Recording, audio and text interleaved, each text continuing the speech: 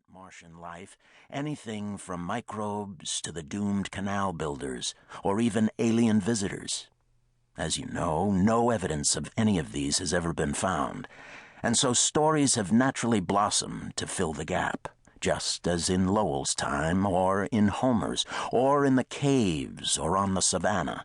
Stories of microfossils wrecked by our bioorganisms, of ruins found in dust storms and then lost forever, of Big Man and all his adventures, of the elusive little red people always glimpsed out of the corner of the eye.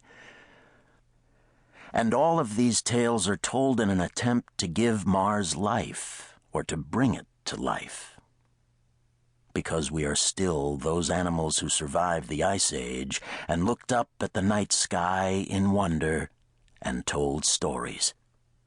And Mars has never ceased to be what it was to us from our very beginning, a great sign, a great symbol, a great power.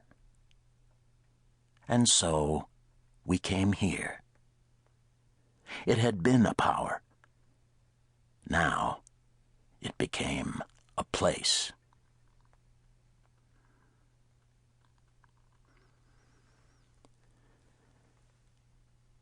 And so we came here. But what they didn't realize was that by the time we got to Mars, we would be so changed by the voyage out that nothing we had been told to do mattered anymore. It wasn't like submarining or settling the Wild West. It was an entirely new experience. And as the flight of the Ares went on, the Earth finally became so distant that it was nothing but a blue star among all the others. Its voices so delayed that they seemed to come from a previous century. We were on our own. And so we became fundamentally different beings. All lies, Frank Chalmers thought irritably. He was sitting in a row of dignitaries, watching his old friend John Boone give the usual Boone inspirational address.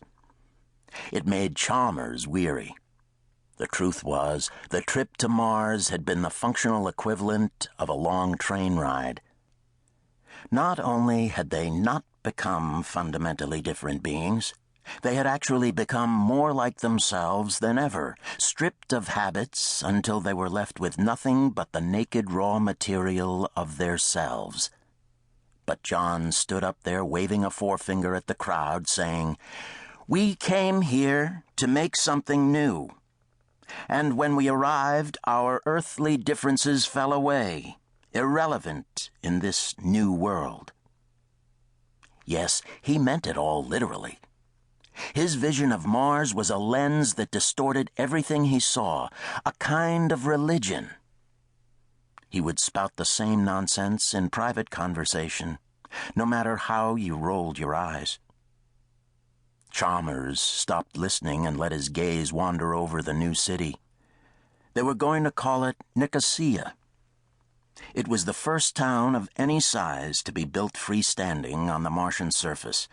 All the buildings were set inside what was in effect an immense clear tent, supported by a nearly invisible frame and placed on the rise of Tharsis, west of Noctis Labyrinthus. This location gave it a tremendous view, with a distant western horizon punctuated by the broad peak of Pavonis Mons. For the Mars veterans in the crowd, it was giddy stuff. They were on the surface. They were out of the trenches and mesas and craters. They could see forever. Hurrah! A laugh from the audience drew Frank's attention back to his old friend.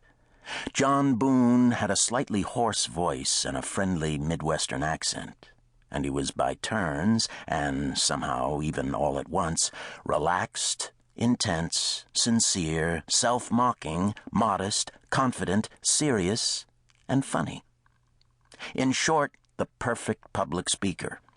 And the audience was rapt. This was the first man on Mars speaking to them. And judging by the looks on their faces, they might as well have been watching Jesus produce their evening meal out of the loaves and fishes.